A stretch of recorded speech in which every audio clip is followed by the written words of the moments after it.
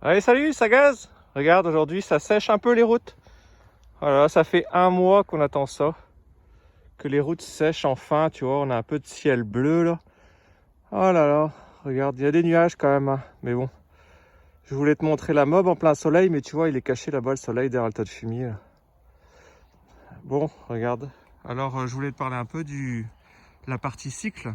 Parce que le moteur, on en a parlé, hein, tu connais maintenant. Donc voilà, le cadre chromé refabrication, hein, c'est pas un 003 Excalibur d'époque, hein, c'est une refab. Donc il y a différentes qualités dans ces cadres-là de refabrication. Donc tu sais, tu as le 50 Factory, après VSX en vend aussi. Donc tout ça, c'est fabriqué en Turquie, hein. Donc après, tu as différents niveaux de finition.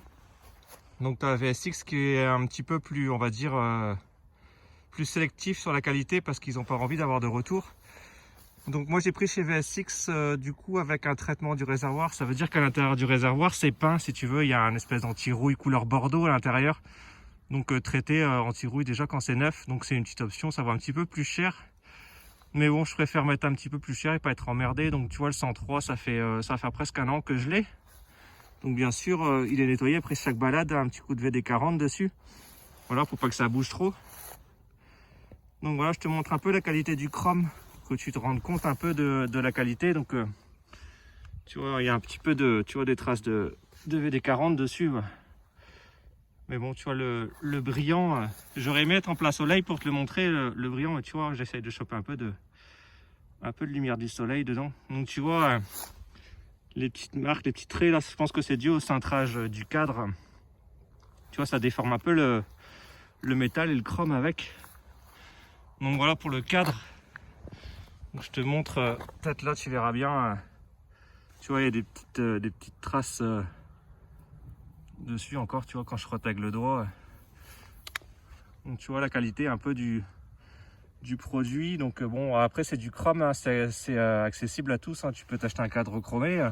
C'est 50 balles de plus qu'un cadre peint. Donc bon, si tu veux te faire plaisir, pourquoi pas. Donc après tu vois les réservoirs, la soudure du réservoir là sur le cadre. Tu vas voir toujours pareil, hein, des petites traces de VD dessus. Donc voilà, après tu vois la partie arrière aussi. Donc bon, ça c'est propre quand même, c'est bien chromé, hein. Tu vois, il n'y a pas trop de défauts choquants sur le cadre.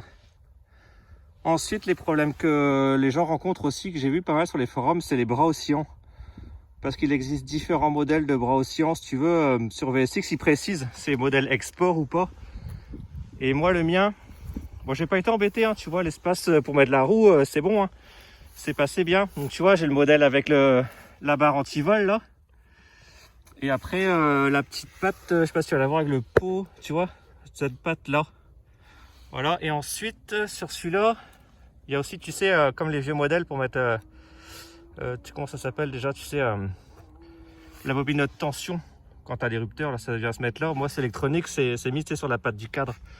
Donc, c'est le modèle, il a une appellation 88-90, tu sais, au niveau des années sur le site de VSX. Donc, j'ai regardé tout à l'heure, il est à 99 € le bras oscillant. Et du coup, si tu prends ce modèle-là, tu ne seras pas embêté. Donc voilà, après le cadre, dans mes souvenirs, c'était 250. Et la boîte à outils, c'est 50 Factory. Donc tu vois, elle est bien parce qu'elle était en rupture sur VSX, donc je l'avais pris chez 50 Factory. Bon, elle est bien.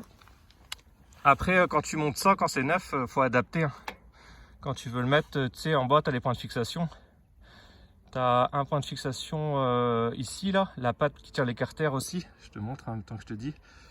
Là, tu as la patte pour tenir les barres aussi, tu vois, pour le pied. Tu as cette deux fixations là. Et après, là-haut. Donc quand tu enquilles ta boîte sur ton cadre, en général, bah, les trois trous, ça tombe pas en face. Après, il faut tricher un peu, hein. Pareil pour la barre, le tube de la selle. Quand tu mets dedans, après, tu rajoutes la barre. Donc tu vas rajouter un petit peu des petites difficultés. Donc tu vois, là, j'ai passé un petit coup de meuleuse dedans et c'est passé crème, tu vois. Donc voilà, c'est solide, ça tient le coup. Donc voilà, après amortisseur chromé, hein, tu connais, le garde-boue de chez VSX aussi, SP, tu sais, Made in Italy, super bonne qualité, hein, tu sais, c'est pas le chrome qui part en feuille, tu sais, comme certains modèles, là. Ça, c'est la qualité, c'est polissage supérieur, ils appellent ça. Sur leur site, je te montre Normalement c'est écrit Made in Italy. Tu vois là, Made in Italy. Donc tu vois c'est le modèle italien avec un polissage supérieur. Donc c'est vraiment du métal poli. Hein. C'est pas une couche de plastoc qui est mise dessus. Hein. Tu peux regarder par en dessous. Tu vois c'est du métal, c'est pas feuilleté. Donc si tu prends les gravions ou tu passes le Karcher, ben ça va pas se barrer quoi. Après la fourche, c'est une fourche de type RCX. RCX phase 2, RCX phase 1. Ça, la différence, c'est la fixation du garde-boue, si tu veux. Les phases 1 en RCX avaient la fixation en haut avec les routes 17. Et les phases 2, ils avaient des routes 16 avec la fixation du garde-boue en bas. Tu vois, tu avais un grand ponté en métal et le garde-boue après en plastique. Donc, c'est pour les routes 16, les phases 2. Donc ça, c'est phase 1 avec la fixation du garde-boue en haut. Donc ça, garde-boue type SP, hein, tu vois, avec les joues ici. Donc après, tu vois, je lèche pas ma roue, si tu veux. J'aurais pu le baisser encore plus. Tu as 3 trous de fixation. Moi, j'en avais rajouté un 4e. Mais tu vois, j'aurais pu le percer plus haut pour le faire vraiment descendre plus. Mais bon, pour l'instant, c'est comme ça. J'ai pas envie de percer 36 000 trucs dessus, des trous partout. Donc voilà, un peu où j'en suis. Donc voilà la bête, hein. J'ai profité qu'il fasse beau pour la sortir. J'ai eu des gants neufs aussi. J'ai eu une bonne affaire là, des gants hiver, tiens, en cuir et Gore-Tex, pas mal. Ça tient chaud. Par contre, la coque, comme ils sont neufs, ça fait un petit peu mal aux mains. Faut qu'ils se fassent. Mais bon, c'est la première fois que je les prends aussi, donc voilà. Petite indication aussi, les porte-bagages. Tu verras, des fois, t'es emmerdé. C'est beaucoup trop large. Tu vois, l'Anthrax. Quand tu prends un porte-bagages de type SP, en général c'est trop large, il faut mettre des entretoises, en fait il est vachement épais. Donc regarde le mien, il a la fixation pour la pompe à vélo, tu sais à l'époque, tu pouvais mettre la pompe à vélo là, pour gonfler tes pneus. Donc ça c'est une exclusivité aussi je crois VSX, donc avec le bon Anthrax. Si tu as ça sur les autres sites, tu verras, tu seras peut-être emmerdé. Tu me diras dans les commentaires si toi les tiens ils sont plus larges ou pas.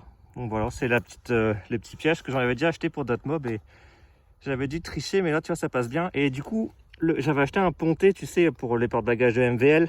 Mais j'ai pas besoin parce que les SP ils viennent se prendre là. Les MVL sont vissés au ponté, là.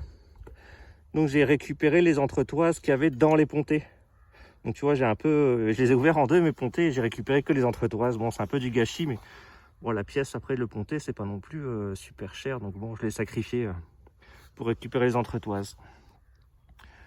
Donc, voilà, un petit peu les petits points de la partie cycle. Ça c'est pas de la Faco, j'ai triché, j'ai mis un autocollant Faco pour faire comme à l'époque, c'est du 50 Factory, hein, ça écrit dessus. C'est moi qui ai mis. Hein. Donc voilà, c'est une reproduction. Donc tu vois, ils mettent route 16 et route 17 parce que tu vois, si ça va sur du 16, forcément c'est trop petit pour du 17, donc t'as un jour. Voilà, après, va trouver des Faco d'époque en bon état. J'en ai eu moi des Faco chromés d'époque, mais ils étaient tout piqués. Donc voilà, c'est un peu la misère. Donc tu vois, j'aime bien mettre du gras moi sur mes pièces pour que ça brille, mais après il faut bien passer le chiffon. Donc le pot Doppler, hein, le Street Cup, toujours présent, il est là, il va bien. Hop. Donc ensuite, quoi te dire de plus? Mes carters, bon, c'est les carters standards, hein, chromés, tu l'as sur tous les sites, hein, c'est à peu près pareil sur tous les sites. Après c'est les pattes là qui vont derrière, tu peux les faire toi-même ou t'achètes en reproduction, tu fais comme tu veux. Moi j'ai fait moi-même, donc voilà. Tu les plies, hein, tu prends dans de l'alu, tu plies, tu t'arrodes si tu as de quoi faire. Sinon, tu mets un petit attache, tu sais, vissé par derrière. Le cache, ça c'est un cache 50 Factory. VSX, ils ont un autre modèle qui s'adapte mieux. Parce que celui-ci, il bloblote un peu. Tu vois, regarde. Il tient avec les caoutchoucs, mais il bloblote un peu. Donc après, celui de VSX, il s'enquille bien, mais bon, je l'avais un petit peu maltraité à cause de mon lanceur, donc j'avais racheté un neuf, mais tu vois le neuf j'aurais dû prendre sur VSX, donc à l'occasion j'en prendrai un là-bas chez eux. Donc voilà, le petit tour de la meule. Donc maintenant je vais te prendre avec moi, puis on va rentrer à la maison ensemble. Je couperai ça au montage et je te ferai une belle vidéo. Allez, le soleil remonte le bout de son nez. Allez, à toutes.